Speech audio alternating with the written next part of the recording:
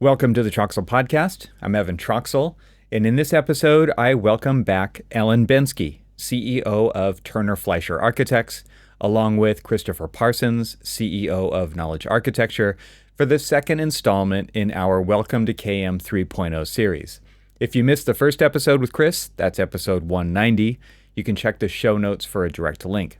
While Ellen is officially the CEO of Turner Fleischer, I like to think of her as the Chief Empowerment Officer, especially after this conversation. Her role and that title immediately signals that this is not your average leadership conversation. Ellen has helped shape a culture that's grounded in trust, professional autonomy, and long-term investment in people, all while methodically evolving the firm's operations to meet the future head on. Turner Fleischer has been one of the true pioneers in knowledge management in the AEC industry, not just investing in systems and technology, but building a living, breathing culture of learning, teaching, and sharing. I became aware of this back in 2016 at an inspiring session led by Ellen at AU, Autodesk University. Turner Fleischer was a much smaller team back then, and since 2017, their firm has grown from about 60 people to over 250. And throughout that growth, knowledge management has evolved from an informal practice into a fully fledged strategic priority, deeply woven into the way they operate, innovate, and grow. Under Ellen's leadership, Turner Fleischer has built an extraordinary knowledge management program, a dedicated KM team, a thriving internal university called TF Academy, structured mentorship and site visit programs, a vibrant intranet called Newton, and an open commitment to sharing knowledge across their teams and within the broader AEC community. In this episode, we get into what it means to intentionally work on the firm, not just in it. The three of us talk about how to operationalize innovation in a service-based business, how Turner Fleischer protects time for internal research, and why Ellen believes that curiosity and empowerment are the real foundations of change. We talk about what knowledge management at Turner Fleischer looks like today, the teams, the tools, the priorities. We explore how they got here, why KM became a strategic priority, what challenges they faced as they scaled, and how learning and teaching became part of their firm's DNA. From there, we talk about how AI is reshaping knowledge management and what opportunities Ellen sees on the horizon. Along the way, we'll unpack some of Turner Fleischer's most creative programs, and we'll reflect on the powerful role knowledge management plays not just inside the firm, but across the entire AEC community. Ellen has been a longtime leader, a generous mentor, and a passionate advocate for advancing how our industry captures, shares, and grows its collective knowledge. I'm so excited to share this conversation with you. So without further ado, I bring you my conversation with Ellen Bensky and Christopher Parsons. All right, we're continuing our series on knowledge management, and in the first episode of this series, we talked about knowledge management 1, 2, and 3, and now we're going to go through some case studies, and our first guest is Ellen Bensky from Turner Fleischer Architects. Both of you, welcome back to the show. Great to have you. Thank you. Great to be here. Thanks, Evan. So, Chris, introduce our guest. Ellen's been on the show before, but many people may not go back 4 years to listen to that episode. It's been a while. But Chris, give us an intro and let's kick this off. Yeah, I mean, we've been really blessed to work with Ellen and her team for we're getting close to a decade now. And one of the reasons I wanted to bring Ellen on is to get the CEO perspective on knowledge management, but also a kind of a longitudinal study, in terms of how much Turner Fleischer has changed over the last 10 years in terms of growth, in terms of kind of complexity of the business, but their investment in knowledge management. And I'm not claiming that the investment in knowledge management is causal to the growth, but I think maybe Ellen would agree that knowledge was kind of a challenge and kind of a growing pain for you. It was kind of getting in your way, knowledge and sharing and communication, and your investment in knowledge management just helped ease some of that growth, right? And the evolution of the company. And I find it, and people in our community always find it really interesting that KM is being championed at the CEO level at Turner Fleischer. And maybe we can just start with why. Like, how did you get into knowledge management? Why was it a really important thing for Turner Fleischer to invest in? And then why you personally leading knowledge management at least for the first multiple years of Turner Fleischer's knowledge management journey? Absolutely. I'm happy to tell the story because it's one I'm super proud of.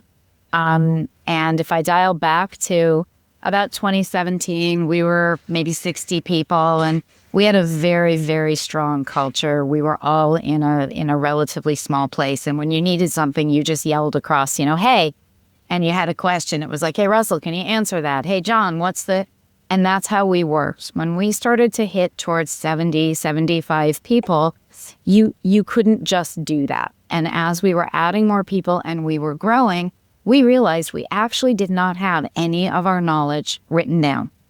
And so it was just folklore, and it got us to where we were. And I knew I needed an intranet, and I started to try and have one developed by an external consultant. It didn't work. Anyway, long story, searched for an internet, and I found knowledge architecture and synthesis at Autodesk University. And I knew immediately that that was the solution that was going to allow us to start writing down some of this knowledge and these stories and help us grow beyond where we were. Little did I know when I got the platform, I was also getting an introduction into knowledge management, because I didn't actually know at the time that there was a thing called knowledge management. We were just experiencing the lack of this thing. And so once we created our first iteration of Newton, which is our intranet, we created, hundreds, 400, 500, I'm not sure if I remember the exact number, of wiki pages. We were just on a roll. And in like a 9-month period, we got this thing up and we were like, yeah, this is good. And that was when I sort of started realizing the connection between knowledge, growth, retention, everything. And so I started to dive deeper into knowledge management, definitely facilitated by attending conferences and meetings and learning from other people that were in the knowledge architecture community, and transitioned a person into what I decided was going to be a knowledge management department. My philosophy of growth in operations is always start with one, get it going, and then add as you need. And we kept that knowledge growth as we grew as a studio.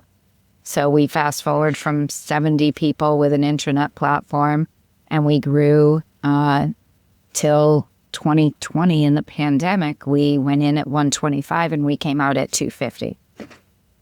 So suddenly we had a whole different knowledge opportunity. And at that point, I had a department of 2 or 3 people, and we were keeping up our knowledge base as we were growing.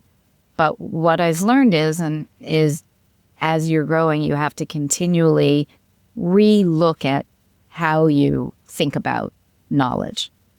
And I think I definitely, Chris, to your point, because I'm the CEO with my role and my lens, I'm able to really take the problems that I'm trying to solve as a CEO, and I know absolutely the importance of connecting all operations in an AEC firm, but specifically knowledge.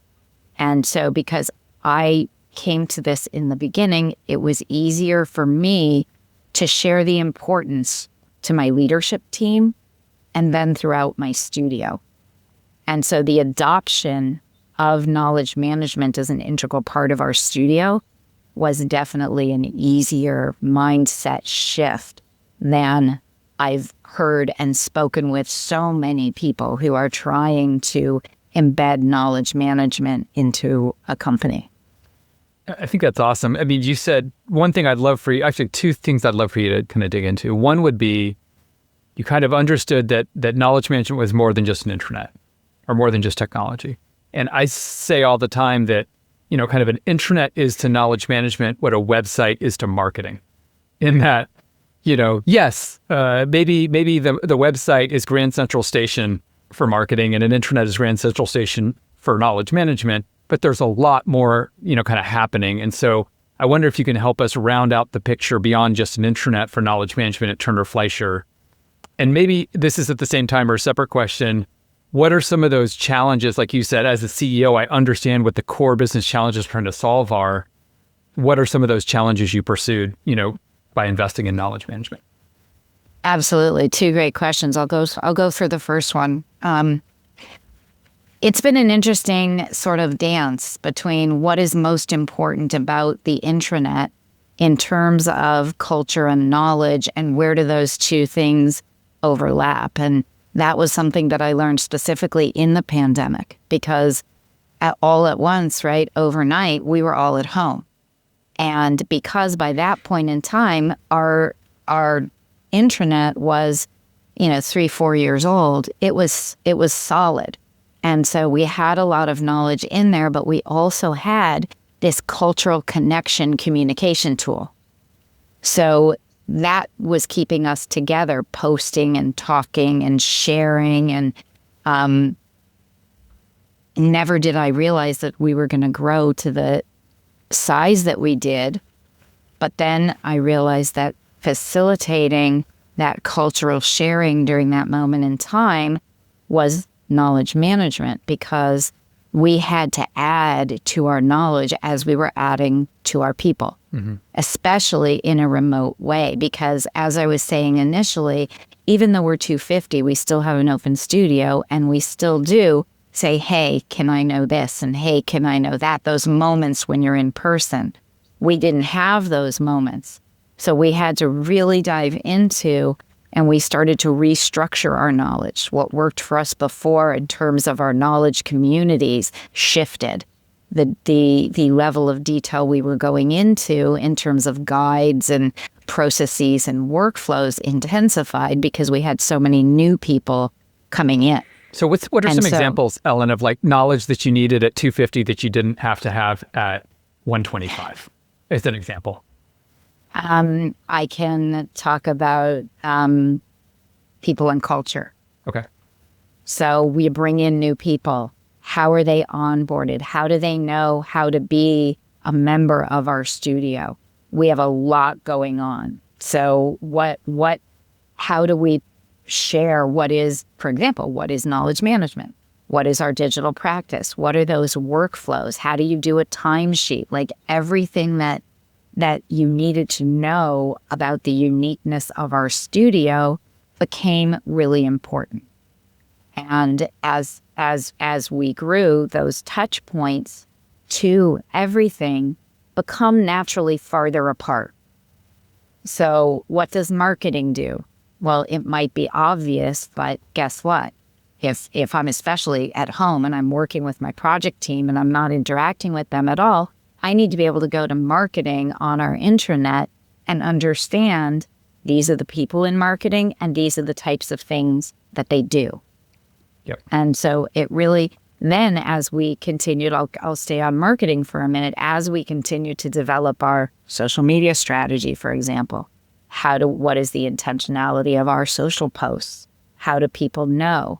Then how are they going to request a post? All of these things are found in our knowledge base on our intranet. And so it really is fascinating how it just goes hand in hand. And we're at the point in terms of content that it's just a given. You create a new workflow, you create a new wiki page, a new piece of knowledge. You don't create anything without creating the knowledge. It's just a part of who we are and how we function as a studio. So it's almost like a digital twin of the business, kind of, right? So as you make a change in the analog real business, you have to keep the digital reflection of it up to date. I love that. I love that analogy, and my CTO, Brent, my partner, is going to love that analogy. Oh, good. We were just talking about it today, but about the digital twin and data and everything, and it is. It's a digital twin of our knowledge, and it's ever evolving. Yep. And I think for me, that's the other thing that I know for sure, and I've realized over this journey, is that you think in a moment in time you've got it right? This is great. The way we designed our wiki pages, the way we've organized our knowledge, it's awesome. Now we can just stop thinking and move on to the next, bright, shiny thing. But your needs evolve. And the needs of the knowledge and the way the knowledge is shared evolves. And that's been a really important thing as we segued from post-pandemic to now 2025. And we just looked at all of our knowledge and we just realized it's not doing it. It's not written. It's not displayed. It's not stated in the way that is going to resonate with our studio members who are living in 2025. And so we are now re-looking at our entire knowledge base, which is like overwhelming because you can imagine it's pretty well developed. And we're redoing all of it piece by piece. What quick question about this kind of evolution and this. So something Chris said in the last time that we talked was like knowledge is infrastructure. And then that to me kind of, if you elaborate on that, it's like, okay, well, infrastructure needs to be constantly maintained, right? And this is kind of what you're talking about. It's like we have to keep looking at it. We have to keep going back and we have to be critical. And another topic that kind of came up, I guess, or a tangent to that is just this idea of expiration dates with certain things. I mean, it could be a lot of things, right? It's like processes, workflows, technology, tools, all that stuff. And so I'm just curious, how do you keep your finger on the pulse? Because like you said, it's so well developed, it seems kind of overwhelming. So it's overwhelming when you don't have the information. And then it's overwhelming when you have all of the information in there. And then there's all the in between, right? And so like obviously the incentive to me, if I just had to guess, is like the value that people get out of this. That's how people keep updating and keep going and like how it actually becomes this digital twin is through this kind of, I keep getting value out of it, and I will only get value out of it if I put effort into it. And how do you just step back and get the perspective of like, okay, we need to resurvey this. We need to make sure that this is serving everybody here now and for what's coming. Yeah, that's a great question. And it's something that, you know, I'm extraordinarily passionate about in our industry, you know, rethinking the value of operations teams. And so typically operations teams are seen as overhead that will crush your business. And so you should keep them as lean as you possibly can. And to me, my operations teams actually form the foundation of my business to allow my designers to focus on design. Because I've got a very deep people and culture, marketing, knowledge management, learning and development, digital practice, and we work together, right? So trends that my HR team are seeing in our employee survey are letting us know where we're missing the mark in some of our communications and some of our knowledge. Our digital team is constantly coming up with new ways that we can enhance our workflows. Every time a workflow goes from one thing to another, you have to update your knowledge to stay, you know, recent with that. Our marketing strategy, like it's all connected. And because I've got leaders in every one of those areas who are talking and sharing and thinking, and they're doing all of that together with me, that's how we know when the time to look at it is.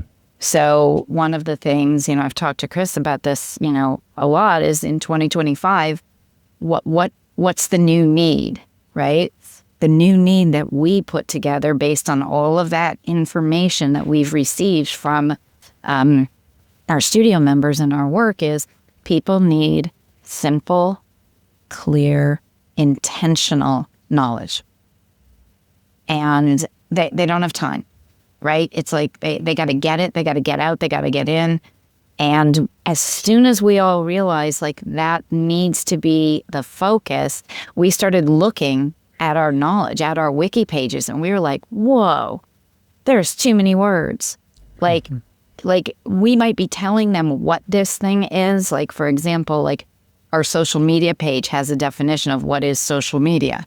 Well, everybody, if they don't know what social media is, like that's ridiculous. But what they don't know is what is social media to Turner Fleischer. And so putting the why into our wiki pages, so it's not just the what. And the what was good. The what served its purpose. But now our studio needs the why. And once they get the why, they need to clearly and easily know the how. So you're kind of getting at people are, what I'm inferring, and correct me if I'm wrong, is that people are busy and the attention spans might be shorter than they were 5 years ago, 10 years ago. Yep. So that's the kind of simplicity and clarity piece. What's the why piece? Like, why are you thinking that the why is so important in 2025 in a way that you didn't when you wrote the first version of your knowledge base? From the feedback that our studio members are giving us, people are disconnected. No matter how amazing I think we're doing in communicating our why, it's not resonating. And it's a really interesting dichotomy because people love to work here because of the culture, and yet we're missing the mark on the intention of a lot of what we do. And because we have so many different unique workflows to our studio, people are now seeing it as an added burden instead of a benefit that is going to enhance their own work. Because it hasn't been explained why it exists and how it helps them and Turner Fleischer. Exactly. Mm-hmm. Yeah. Exactly. And something as simple as, we talk about Power BI, for example. We've got everything we do has an associated Power BI dashboard.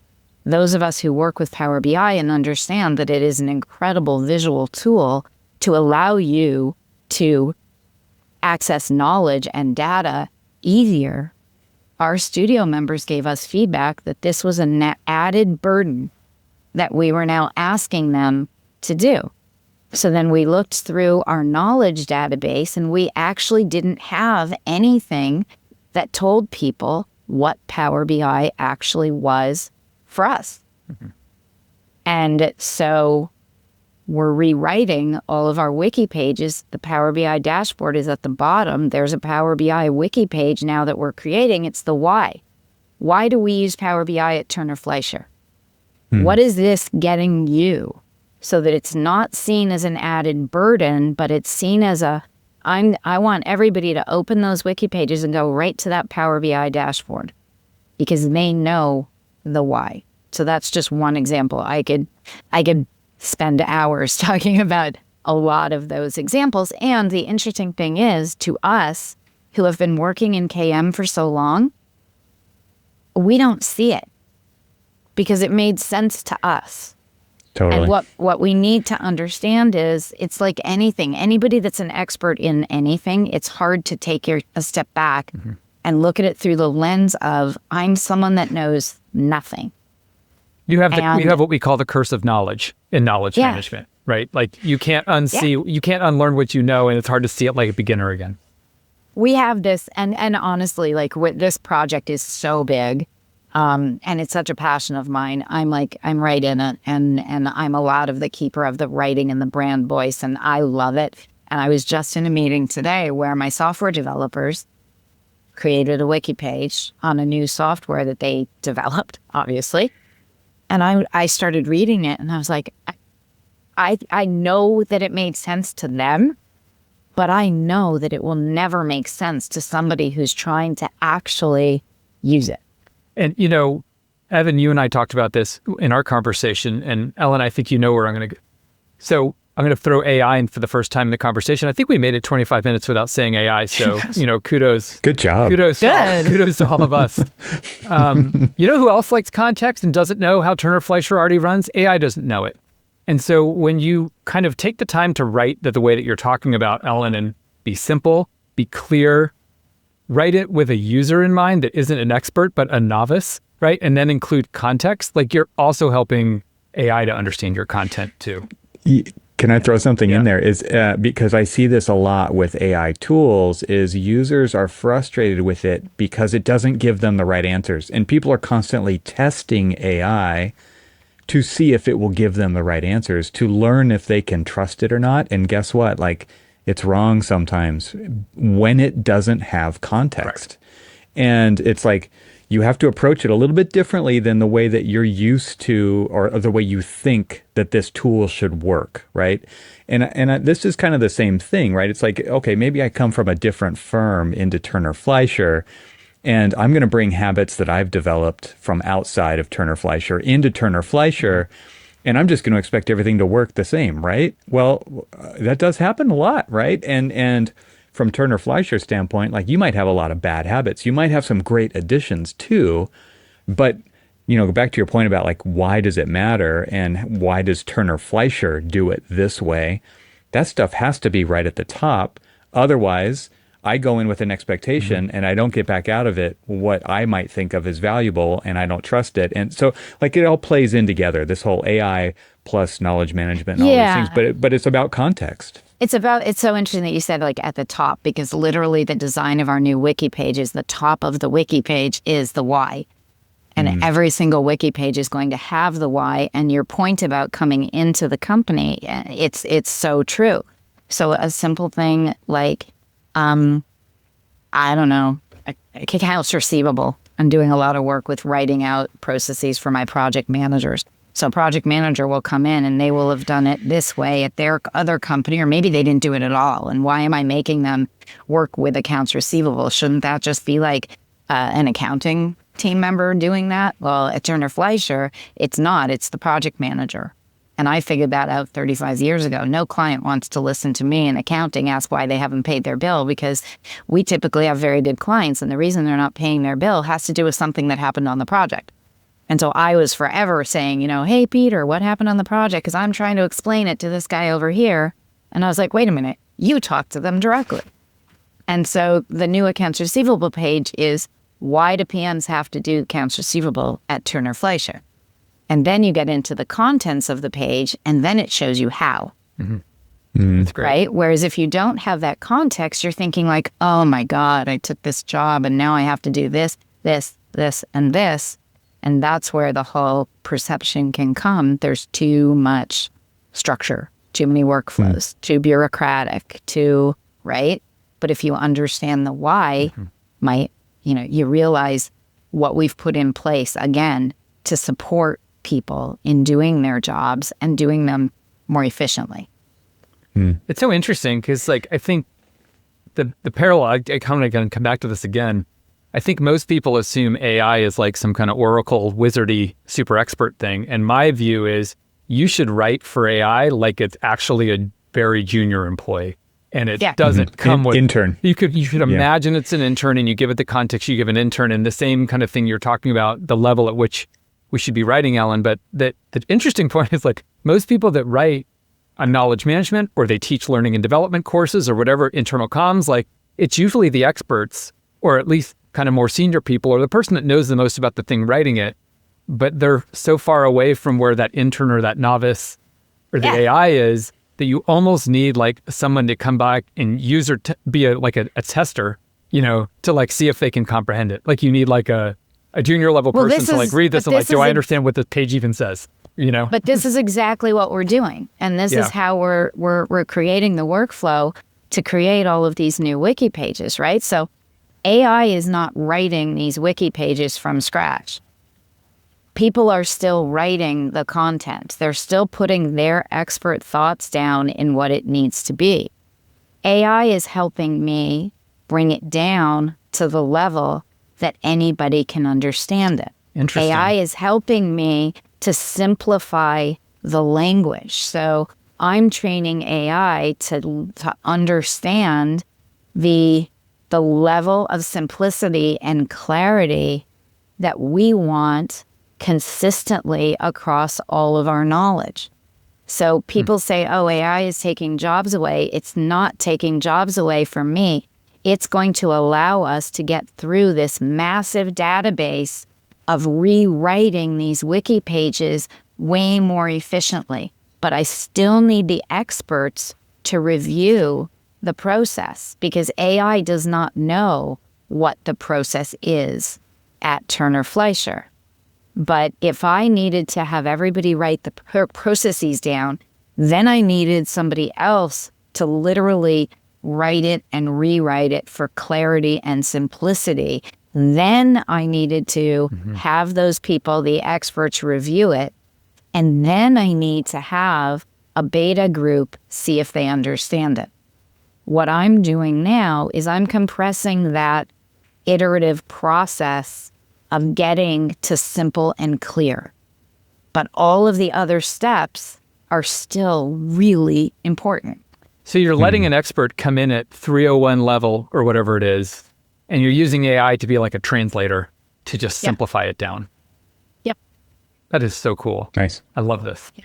That's such Absolutely. a good use of it. What tools are you using to do this? I'm just curious. ChatGPT right now. Yeah. Yep. And it's amazing to do this, and it's really making this whole project, which we're just starting. We're just putting together the framework. We're taking a couple of our knowledge communities, our people and culture, and our marketing to really dive in first.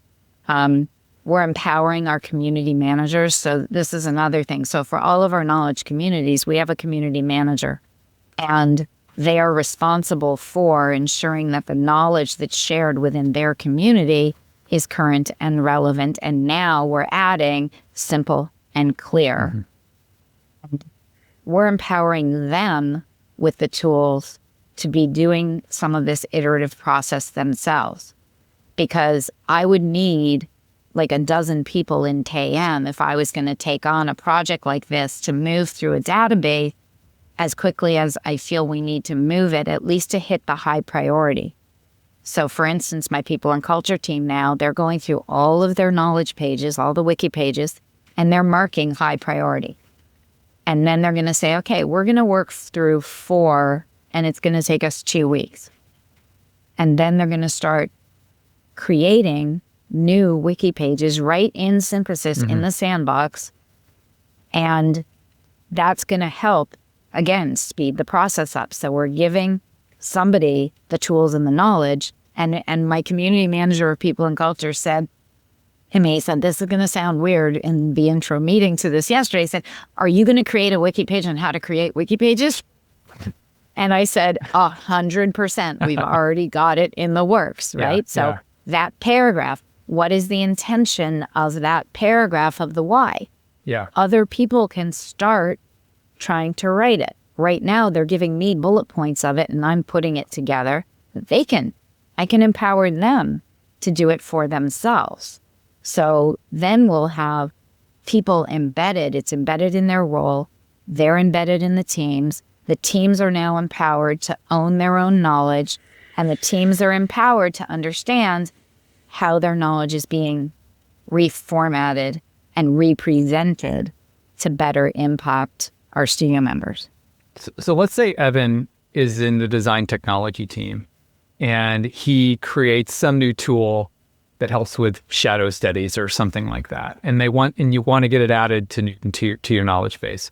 What's the new process? Do you interview Evan to get it out and then kind of dumb it down? Does Evan write a draft? I shouldn't say dumb it down, simplify it. Evan, you're so brilliant. My explanation was way too smart. Way too smart. Let's kind of for normal humans. So does Evan write first and then you guys review it? Do you interview and pull out of it? Like, how do you imagine that knowledge creation will work in this new paradigm?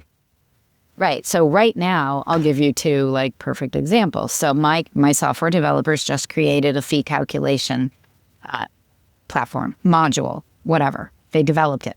And so instead of our clunky Excel spreadsheet for us to create our fee proposals, they've literally created our own software to do it.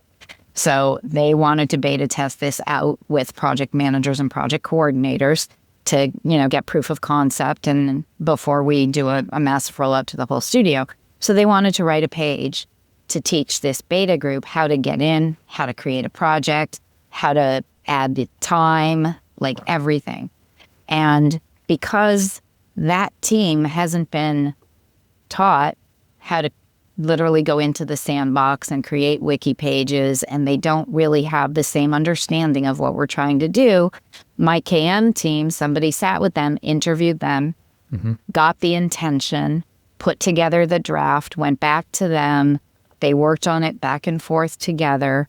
And then right now it was coming to me to do the sort of simplification process with my people and culture team, because they've had more experience, and my community manager there, Jose, has had a lot of experience working in the sandbox, creating wiki pages, and he understands the intentionality because we worked through a few brand new guides. We did a role framework guide, and we did a performance management guide. So they're a step ahead. So now they are actually doing the first step, which we've called discovery. Mm-hmm. So instead of having a discovery meeting with one of our KM specialists, they're doing their own discovery in their own department. They're going to create their draft guide, wiki page, whatever it is they're working on, and then they're going to meet with the KM team and review it at that point. So that's, my end ultimate goal is that all of my teams will be able to do a lot of that discovery and draft layout work on their own. So then my KM team and my writing team and everybody else can really stay in their lane. And that's how we're going to tackle a project as big as this. How do you get across to these people on these teams? How do they make the time to do this stuff? Because they're already totally slammed, right? Everybody knows what it's like to work in everybody listening to this podcast knows what it's like to work in an architecture office. And this sounds like a heavy lift informationally. Like I have to put time into figuring this out, writing it down, breaking it down, revising it, doing all the, and that sounds like a lot. And I know that like there's an investment kind of angle to this for sure, which I would love to zoom out later maybe and talk about that from your CEO position. But and Chris, yours too, right? Like this idea, because you're looking across multiple, lots and lots of firms across the industry. But how do you sell that value and like make it okay? I'm using my podcast air quotes right now. Like that it's worth you. We need you to spend the time to do this. So how do you enable them to make the time to do this? So like I always say, and I've said it on many podcasts and as many conferences that I've spoken at, I have a very special superpower, and it's not because I'm amazing. It's just because of my two roles. So I'm the CEO and I'm the CFO. So I can have a great idea and I can ask myself if I can have the budget. What does your other self always say, Ellen? When it's a great idea. Sometimes it questions. Sometimes it questions. No? Yeah. And then I have the added layer that, I'm an owner of the company. So it's like, okay, you take those three things and I've got to really, really believe in the value ROI of doing this. Mm-hmm. And because if we go back to what I was talking about operations teams and overhead, we don't talk about utilization here. So these teams in ops that are doing this work, they don't have billable targets. So this is just their job. So my people and culture generalist, it's written in his role that this is literally what he does. Is being the community manager on Newton. Can you just say that sentence again that had the word utilization in it? just so just for the people in the back. Just for the people in the back. We do not track utilization. If you were to ask anybody in my studio what utilization means at Turner Fleischer, they would not know. And that's how we can do what we do.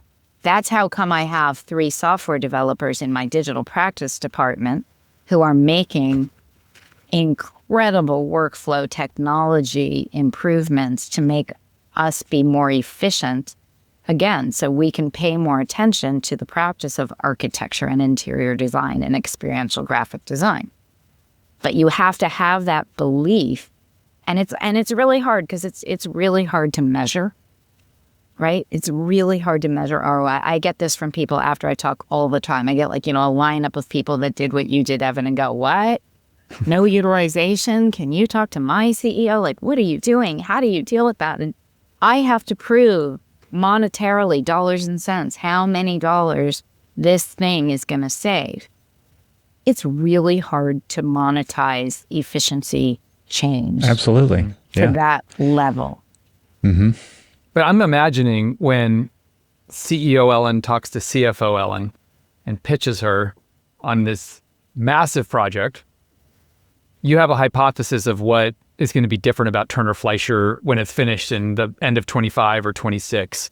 And my guess is it goes something like, we're going to be more profitable. Like, we're just going to be more efficient at doing work. People are spending less time researching or hunting for things or not knowing how to do things or making up some new version of a way to do things.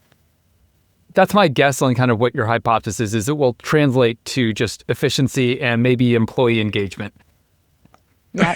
Yeah. I just want to throw in, like, I hope it's not just that. I hope it's Sure. not just efficiency, Sure. right? Because like we're doing architecture and like going back to the whole purpose of Turner Fleischer at the bottom level and like, why do we do what we do? Like, I'm hoping it's more than just doing it faster, better, cheaper, right? It's like, well, maybe the better part. maybe the better But it's like, what? Yeah, I'm hoping that there's something in here, because to me, like, that it really has to serve that greater purpose, which is like we really need to produce even better architecture than we've been producing, and I'm hoping this all help us get there. Absolutely. And that's a big part of it. So yes, it's efficiency and everything, but it's a big part of it in 2025 is retention. Every time you lose a studio member, you lose a large investment in them, but it's also client relationship, right? Continuity and retention directly impacts client service. We're in a client service industry, right? That we're creating architecture and absolutely quality. And so I haven't even talked about redoing our practice community. We've got a team of leadership just figuring out how we're going to change the structure of the community. We're not even touching yet the actual content. It's how are we thinking about the architecture, like the practice-related knowledge, right? We've been talking about people and culture and marketing, but the practice-related knowledge is like really, to your point, Evan, it gets back to why we're here and what we do. So we've already had 6 or 7 meetings with a group of leadership going, okay, I think standards should be here. I think this, like, or even the intention of our pages, when we originally put them up around practice, if you looked at our like shop drawing review page, it literally taught you how to review a shop drawing. Well, I'm going to assume if you come here at any level, you have a basic idea. And what we need to do, again, if we get back to the why, how do we do shop drawing review at Turner Fleischer? Not how do you do, because I can lead you out to Canadian Handbook of Practice and all of these things. So that's a big focus because, again, the ROI of all of this, to your point, Evan, for sure, has to be the quality of our work and the success of our client relationships. Yep. And if we have members of our studio that understand what we're doing and how we do it and are happy to be here and stay, that all flows into the work that we do for the clients that we have. Yeah, I mean, I think it's fair to say, like, when you're rewriting a wiki page on shop drawings, like, yes, it's true. You are putting a page on your intranet that's shop drawings, but it sounds to me like what you're actually really doing is trying to get aligned on how we do shop drawings at Turner Fleischer. Yes. Because it's probably different in people's heads, right? And so that's what this project actually is, is getting aligned and on the same page. Yes. And what the beautiful thing is we have created such a culture of feedback and surveying that, again, I got all this knowledge to make my decisions based on what our studio members told us. Yep. We're in our 2nd year of an incredible employee engagement survey. And what we are learning is invaluable. And so there is a part of this whole process where we're going to survey people and we're going to say, hey, how'd you find these new pages? How do you find that the instructions for our new TheCalc app? Give us feedback. And we can do pulse surveys. We do pulse surveys all the time. And so we're not just going to guess, did it work because we think it's going to work. We're going to ask people, is this better? And if it's not, how could it be better? It's a really, really, nice. I think you're talking about treating your knowledge like a product. Yeah. In a way. Because it is. Right? And it is. Yeah, it is. Yeah. Your company's a product, actually. That's what we're talking about. And I talked earlier about this kind of idea of this iteration, right? But this feedback loop, like that whole maintenance process, like not everybody maintains the intranet, right? Like there might be contributions and comments and threads and all those kinds of things, but like this feedback loop that you're talking about, I mean, to have it at that high level of like constantly getting that feedback so that you can iterate and improve.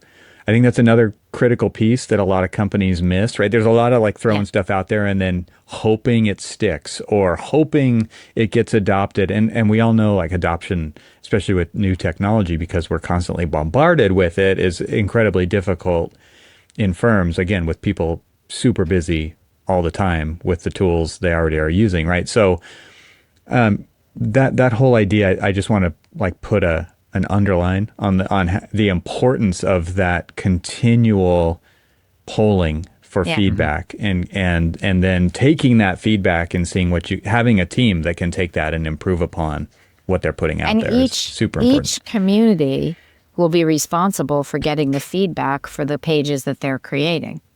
And again, I go back to, because it's in somebody's role, that's what they need to do. They take the job. It's part of their role.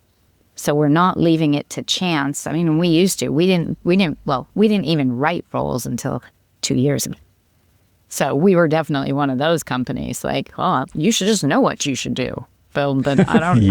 I don't have a role. Duh. How am I supposed to know what I should do? So that was a whole year-long project of writing a role for every single member of our studio, and so we baked it in. And so an interesting thing about how we're leveraging, so you might ask, okay, Ellen, that makes a lot of sense. People and culture, you've got, somebody whose role it is, that makes sense. Marketing, well, what are you doing about practice? Mm-hmm. Whose role in architecture is it to do this? And so we used to have practice area leaders. Well, guess what? They're super busy people. And to your point, Evan, they are way more useful in a client meeting or pursuing new business than they are sitting here and crafting wiki pages. Mm-hmm. So we knew we had a need there. We created a role 5 years ago called project coordinator. So I knew my project managers were too bogged down with administrative work. They're taking minutes in the meetings they're leading. There is something inherently wrong with that. And so multitasking works. What are you talking? Everybody can do it. Well, I still have some project managers that are like, I'm good. I'd rather do it myself. But I'm proud to say I have 25 project coordinators now. And they are absolutely impacting the project managers and the team's ability to focus on the architecture and not on the administration. And they're giving better client service because PMs are hard to find, right? Client wants to get someone on the phone. They've got now a point of contact, right? But we needed to create another role. When you have everybody in a role, well, they want to know what's next. So we just developed a senior project coordinator role. And the senior project coordinator, the difference between the two is their viewpoint now is less projects and team, and they're starting to look across the studio. And so we baked the practice community into their role. Mm-hmm. Because they're in projects, they have, at that point, once they become a senior, even though they're not architects, and this was a big stumbling block in this role, we did not hire architects as coordinators. We hired smart administrative professionals. By the time they get to the senior role, they know enough about architecture. They're going to be able to gather the information that's needed for these wiki pages, work with the experts, do the interviews, create the drafts, and get that process going. I mean, it might even be a benefit they're not architects, Ellen, because they can, if it's the shop drawing page we talked about before, if they've never done one, then they can ask questions like a beginner would ask, right? In terms of how we're doing it and why. Exactly. That naivete is actually a benefit when it comes to that kind of thing. Yeah, to going through that discovery that you talked about. I love how we're now, I'm kind of keeping track. We're whatever number, 50 minutes in, 45 minutes in. And we have I talk about knowledge management being people, process, technology, and culture all the time. And we've talked about technology for like 5% of it, right? Like we're right in the people, process, culture side because this is really the lift when it comes to doing knowledge management well. It is, because the technology, I mean, like I said, I've got 13 people in digital. Like, we're doing technology. Like, but, you know, where it relates to KM and where it relates to knowledge is now we're doing really cool things in connecting knowledge areas through technology. So taking our disparate systems, and we've created a single source of truth for our data entry point, and then connecting that back out to where we need it. So an example would be, you know, we're creating CVs for everybody constantly for marketing, for business development. We do it through Open Asset.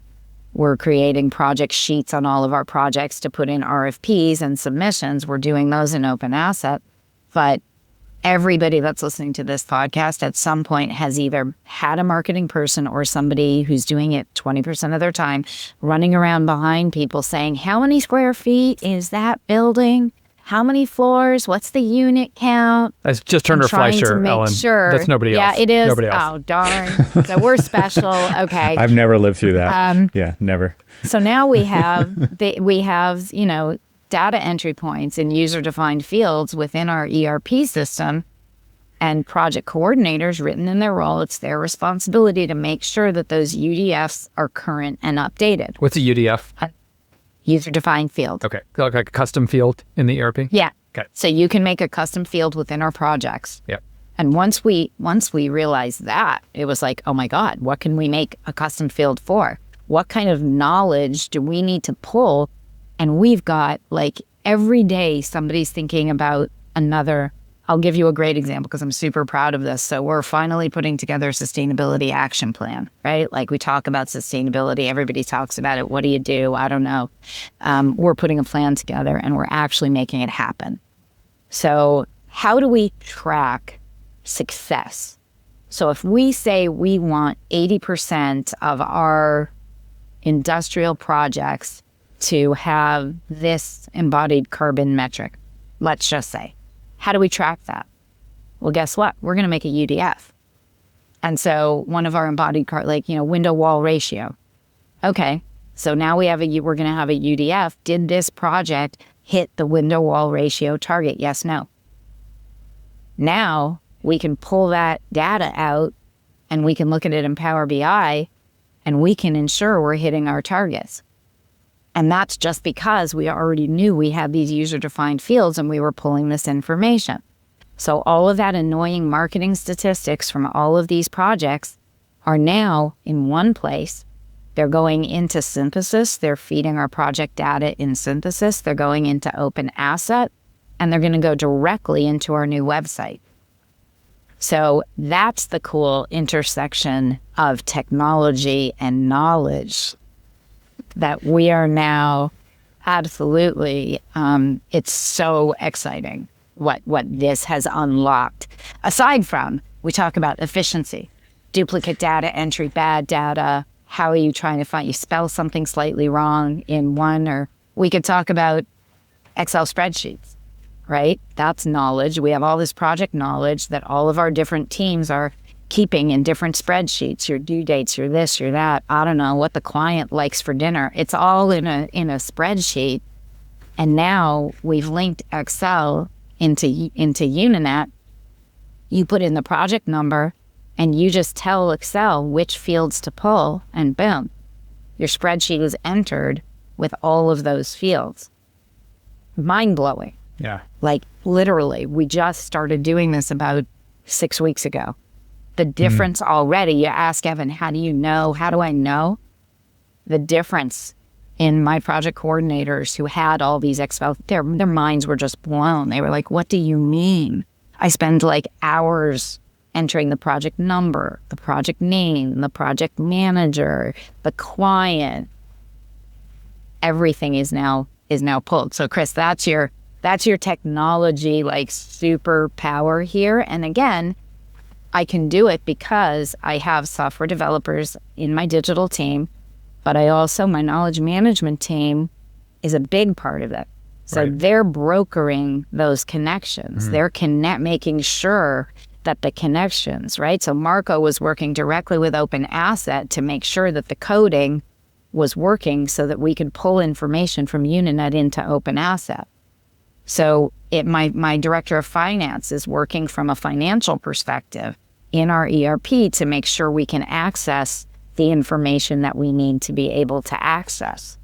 So that's your technology knowledge KM. But I have connection. to imagine, as I'm listening to this, like obviously the efficiency is compelling. Well, first of all, it's just cool.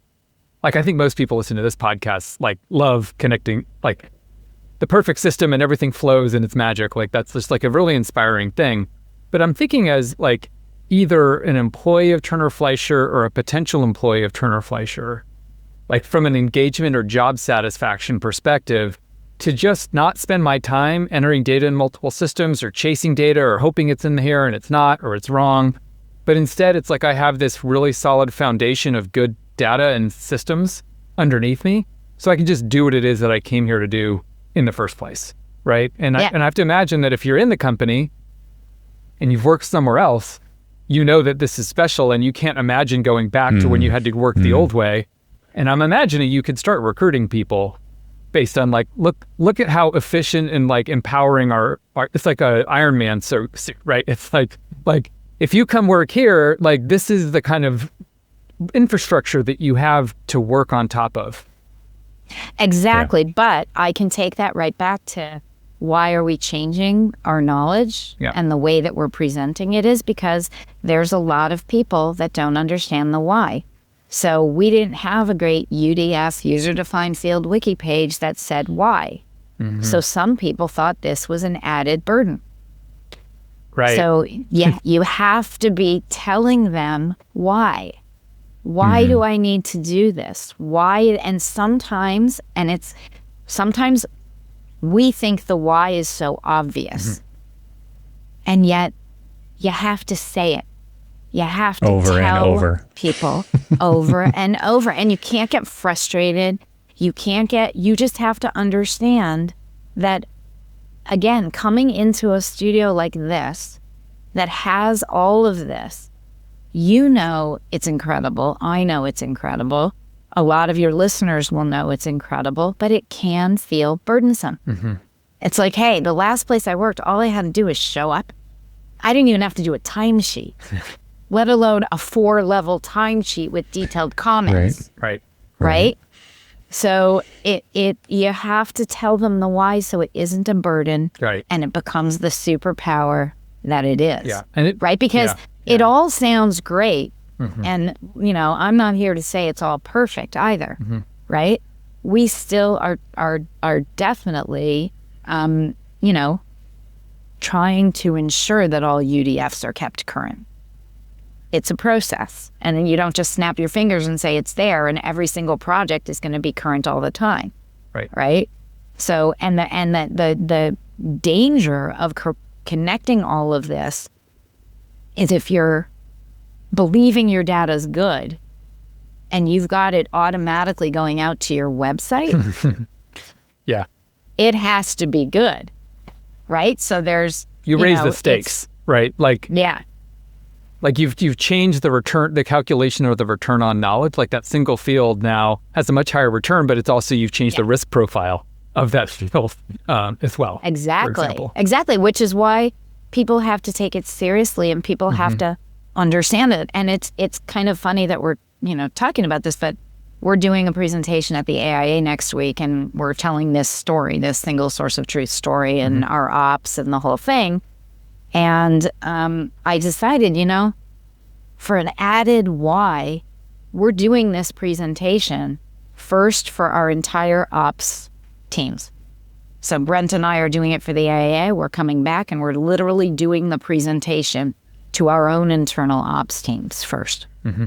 And then we'll move through project teams and we'll do the presentation for them.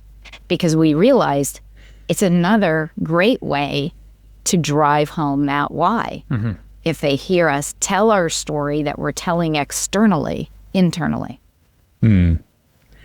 One thing that always ran up against was like how people get information, right? It's not the same for everybody. So you can't just post it on the internet. You got to send out the email blast. You have to talk about it at a town hall meeting. There's so many different ways. Can you just talk about maybe the ways you get these kind of messages out to your team in this kind of repetitive way, but not redundant, you know? Yeah, and this gets back to some of the programming that we have in place in our studio. So if we do not, and I know, there's a lot of different views on this from people who use Synthesis, but we do not do email blasts. We've got rid of it. The minute we got Synthesis, we got rid of email notifications. So if you don't see it on Newton, it's your responsibility. But we also back that up with town halls. Mm-hmm. We also back that up with, we have a thing called Tech Talks. So once a month on a Tuesday, we have a Tech Talk. And so the digital team gets up and talks about what's new, and they'll pull up where it is on the intranet. So that's another way that it's retold. We have our internal TF Academy, our internal learning program that is constantly teaching about how we do things, why we do things, the way we do things, and referring back out to where all of this is stored. We also have in those community managers, in their roles, is also a consistent stream of posting about pieces of content within their community. So they don't just go up on Newton and never get talked about again. There's reminders, hey, remember, take a look at this work from abroad policy. It's summertime. We have a lot of people working from all over the world. Don't forget this page, because it tells you everything you need to know before, during, and after you go. So there's a lot of mechanisms in place. We've got, when we do a new guide, sometimes our people in culture, they just did this role framework guide. They went into team meetings and presented the guide in team meetings, because every team has a weekly team meeting. So we'll use time during a team meeting to do it. We'll use time during a manager meeting to teach our managers about something new that's big. Because it all comes down, everything comes down to communication. So you can have all the knowledge you want, you can have all of the places, everything, but if you're not communicating about anything, even about the practice of architecture, if you're not communicating, you're not doing anything well.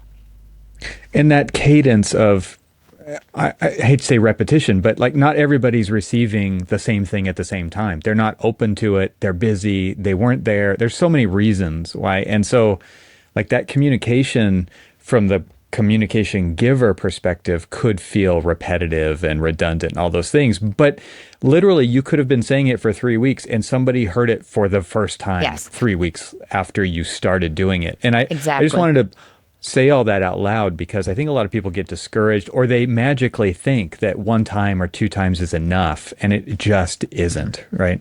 There's no question, but there's also a fine balance. If you say it too much, then it becomes overwhelming. Then it feels like you're shoving it down people's throats. Mm-hmm. So you have to be really thinking about that balance, right? Yeah, great point. One kind of like mental model I've been forming during this conversation is Turner Fleischer is a very ambitious firm in terms of lots of new ideas, lots of new, it's an architecture firm, I guess. But you're wanting to do a bunch of new stuff.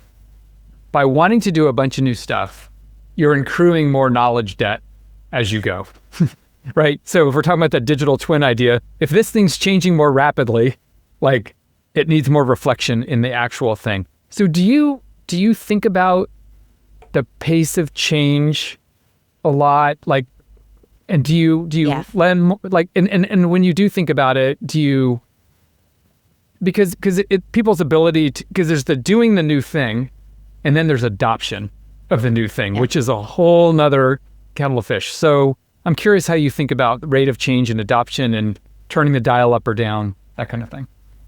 We think about it a lot, because over the last few years, we've had a lot of change.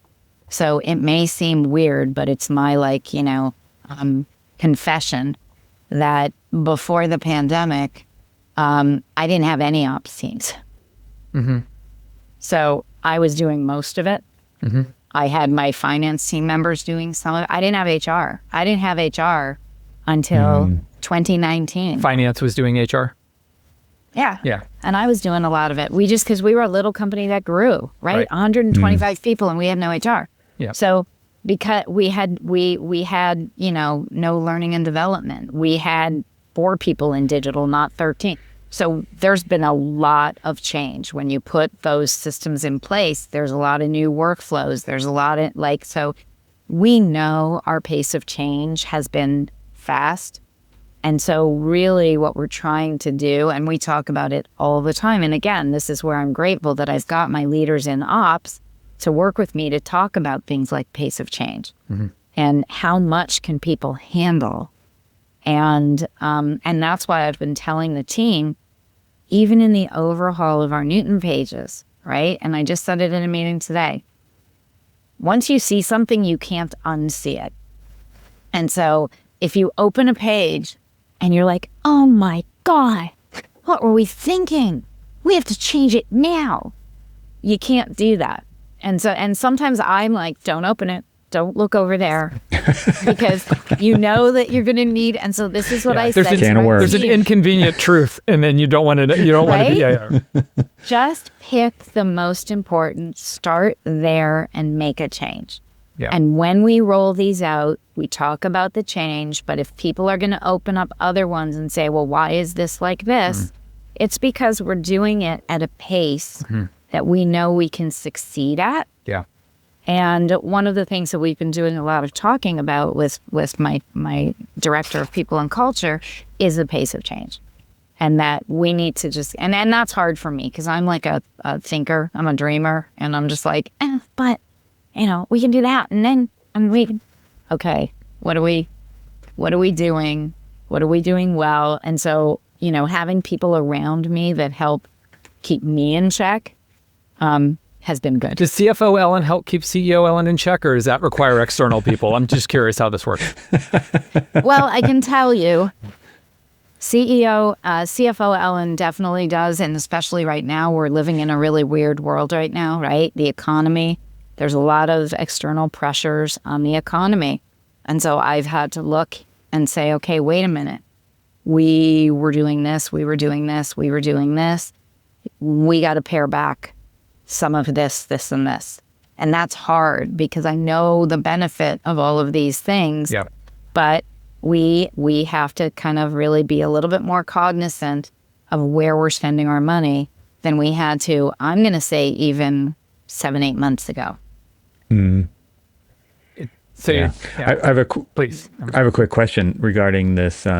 You mentioned a second ago about the pace of change, and Chris was asking you about that. And I'm curious, just from a leadership perspective in the AEC field, if you could give me what is kind of the appetite of the current pace and overwhelm potential that there is, right? Like everybody's, like I said earlier, bombarded with apps and tools and social media and media in general and all of these things. And I'm curious, just from are people burnt out on it? Are they seeing the benefits of the investment into this that's giving them more time? And I guess if I were to step back and frame this all from a perspective of architecture is a creative field, and creativity takes deep thinking. And so how do you get to the point of deep thinking when there's all this noise? And so then it starts to burn out on the noise more, I think, right? So I'm curious from your perspective as CEO of this company, but also maybe at the industry in large, what do you think? What do you think the sentiment is right now, or how are you feeling? I think what I'm hearing in the industry, people are burnt out from change. There's no question. And I think that when you have, our industry is not known to be the quickest. We don't have the quickest pace of change, in good time. We're pace and appetite mindset. There's a huge disconnect in this industry. I always try and explain that to new ops people that come in and project coordinators that come in, because it is different. Not making an excuse for it, but it's different. So you have to work harder. And I'm gonna go back to the same thought. When I see companies that I talk to that are having a real disconnect, it's because leadership isn't bought in and it's not trickling down. And that's where there becomes a huge disconnect between pace of change. What are we doing? What's going on? I want to understand. People now want to understand. If they can't get that understanding, they're checking out. They're checking out. And, everybody's having higher turnover rates. And then now the talk is, the quiet stay. Right? So it's too much. I can't stand it, but I'm not really going to quit my job because I don't want to be out there in the market. So I'm just going to tune it out, and I'm just going to quietly stay, but I'm not bought in to what you're doing. And I think it's, and it's not just this industry. I think it's a general sentiment that, that aligns with a lot of uncertainty in the world at large. And so my philosophy for my studio is we all live, in the world. We don't live at Turner Fleischer at 67 Lesnell. We live in the world, and the world is crazy. And when you come into our studio every day, we have to be a safe space. So we have to do whatever we can do within our world to slow the pace, to minimize the anxiety, to get people the support and the knowledge that they need. We've danced around a word, but we haven't said it really. We haven't said prioritization. And I feel like one thing I say all the time is you can't manage all the knowledge in your firm. Like there's too much, like it's not going to happen. And so you have to prioritize. And I think, Ellen, you kind of got at that. It's like we need to figure out you have to ignore a bunch of stuff. Like that's kind of what leading with a good pace looks like, is just being really clear about what's important and what's not, and really being able to like tune out the stuff that's not important. And I wonder how related that might be to when people are feeling overwhelmed. It's partly the volume of things, but it's also the kind of lack of clarity on the strategy and how this leads to that, and like that things are prioritized in a way that makes sense. Does that make sense to you? Yeah, but that gets back to the why. Correct. Right? Yes. Why are we focusing on this and not doing that? Why are we not? Why are we not Yeah. focusing on that? Yeah. Right? Why are my software developers spending more time creating a fee calculation app? Now they're moving on to creating a project planning app. They're not, like, we do have people that are working on innovation in architecture and in our projects, but I've got the focus of my developers right now in these big ticket workflow efficiency projects. Yeah.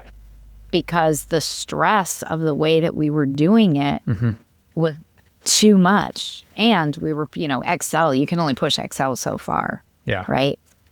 You're kind of focused on things that are organizational health related, it kind of sounds like. Yeah. What? Yeah. You mean you can't have 38 priorities, Chris? Oh my God. What's so funny about priorities is actually it's grammatically incorrect to have more than one priority. Plural. Yeah. It's actually not supposed to be. We broke the language rules and we've all accepted priorities. I'm curious, Ellen, we're in 2025. You and I have been working together for almost a decade. Your knowledge management journey's taken the company from 60 to 250. You didn't have all these departments. You didn't have digital practice. You didn't have a director of knowledge management, like none of these things when we first met. So if I'm a firm that's coming new to this, doesn't use the word knowledge management in my firm, whatever it is, like what have you learned that you could kind of tell 2017 Ellen? And if you could just do it, real quick. And if you could just compress it down, make it simple, make it clear, start with the why. Yeah, right. I totally can, because I talk about it all the time, and it can be overwhelming. All of this can be overwhelming. And what I did right is what I'm proud of in terms of starting with one. Just start with one. If you want to start, getting into CAM, get one person. Mm-hmm. Don't get 20% of 5 people. Get one person. Take that chance. Make the case to your leadership that 20% of 5 people isn't going to give you the result that you need, right? I started with one person in digital. What I would absolutely tell 2017 Ellen and 2018 Ellen and 2019 Ellen is build ops teams earlier, right? And this, like, we were such a close, awesome, small studio. We just I thought I could do everything. We could do everything and we could just keep doing it. We should have started putting more of this in place earlier. How did you know when it was time to do it? Like, what broke? Oh, when we just, there was too many people. There was just too many people. You could not get anything out to all of those people. Like, without HR, right? Problems started, mounting. Thank goodness I thought about it just before the pandemic. But even with technology, without a CTO, it was just pieces, right? At that point, I was ready to have somebody pull it together. And grateful that I did it when I did it, because I talk to a lot of companies now who haven't gone down this path and they're overwhelmed. How do I even start?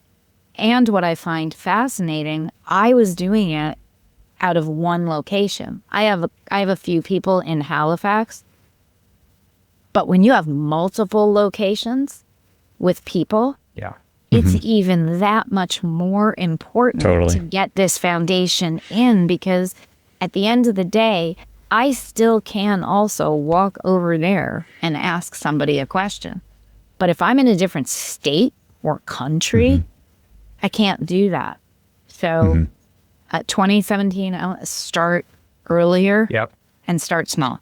So it's kind of you don't build your foundation on sand, build it on rock, right? So whether it's a data foundation or a knowledge foundation or a operational team foundation, you would have tried to focus on making sure the building was on a good footing, 100%. Earlier. And because for people that don't have the ability to have both roles, and people that have to present a case to a financial leader, like, figure out the case and make it real and ask for the opportunity to try, right? Nice. I've got one more question, and then Evan. Work hard and prove yourself. Yes. That's it. Yeah. Evan, I've got one more question. Do you have anything? I don't mind wrapping up with just kind of my general thoughts about what I'm seeing here with like the way that Ellen leads. Yeah. So that would. Okay, I'll ask my question, then you should maybe go there. Okay, sure. What's next, Ellen? Like, if we're talking in 2027, what hopes and dreams are kind of nascent that have been like a not yet thing, because you're not trying to overwhelm your team, but like, where do you want to take Turner Fleischer, knowledge management, operational teams? Like, what are you dreaming about? I'm dreaming about the day that, and maybe this day doesn't exist because of the pace of change in the world that we live in, but I'm dreaming about the day where, it's functionally working at a level that then we can really put our focus in dreaming about what do we want to be doing in our service areas, architecture, interior design, EGD, growing the practice, dreaming about different types of work, different sectors, but I don't believe you can do that without a strong foundation. And if you try, I'm not confident that we would succeed without still working on our foundation.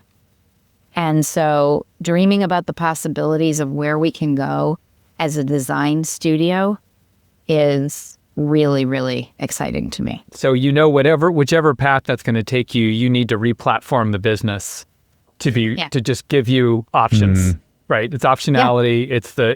It's confidence that you're standing on solid ground to go do these 100%. Yeah. 100%. Nice.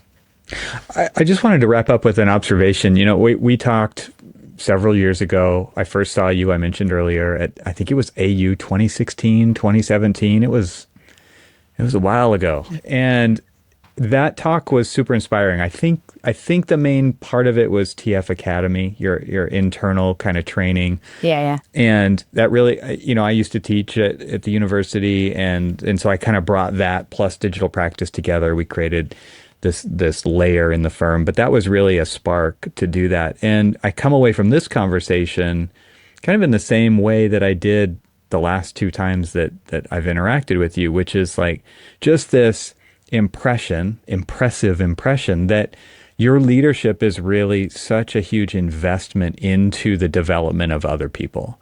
Mm-hmm. And to me, like, that's the real definition of leadership. It's not standing at the top and pointing everybody's seen that graphic, right? The person at the front pointing and everybody's kind of pushing them forward. No, it's like we're investing in everybody and doing, and I just see like such a diligence every time I'm like have these touch points with you. It's just like, wow, there's so much energy going into this intentional development of your people as professionals, and to get the things out of their way so that they can focus on doing the right things that really add value to the world, and bring that back to the why of architecture and thinking at it at these multiple levels. I just wanted to say thank you. Like that to me is an incredible, like you're just a role model, I think. And I hope people come away from hearing this podcast, and maybe they'll go back and listen to the last one, that like we need more people like that running architecture firms all over the place, because like we do have the power to change the world if there's people who remove roadblocks so that people can do their best work. And that's really what I keep seeing you just modeling out there. So I want to say thanks. Thank you so much for saying that. That's the foundation for everything I do is about people. And the irony in my whole story is I have a degree in psychology. I don't have a degree in business. It doesn't sound ironic to me, Ellen. It's all about people, because if we empower people to be able to do their best work collaboratively together, we're going to build something awesome. Yeah, something that, it's incredible to know that what we can do together is way more than what we can do alone, right? And in order to enable that to happen, it takes a lot of work and a lot of effort and a lot of investment, especially when you get to the size that you're at and beyond, and coordination and all of those things. That it's just, it is kind of a grind, but at the same time, it's probably incredibly rewarding to see it unfold. Well, I tell people that all the time, because they say 35 years, I just celebrated my 35th anniversary. Like, seriously, how are you still doing the same thing for 35 years? Mm. And I say still, I mean, sure, there are some days that are harder than others, but I still am excited to walk in here every day, because there's possibilities. And I'm not done with possibilities. Yeah. I want to just tag on my kind of flower basket for you, Alan, of compliments. Mine is, of course, what Evan said, but I think it's, and you and I have talked about this before, you're in the business of design, but you're very focused on designing the business. And I admire that kind of taking the same collaborative design skill set and applying it to business that most folks only apply to projects, or many firms only apply to projects. And I think it shows like what that kind of like level of kind of ambition and integrity can do. So I love watching it. Thank you.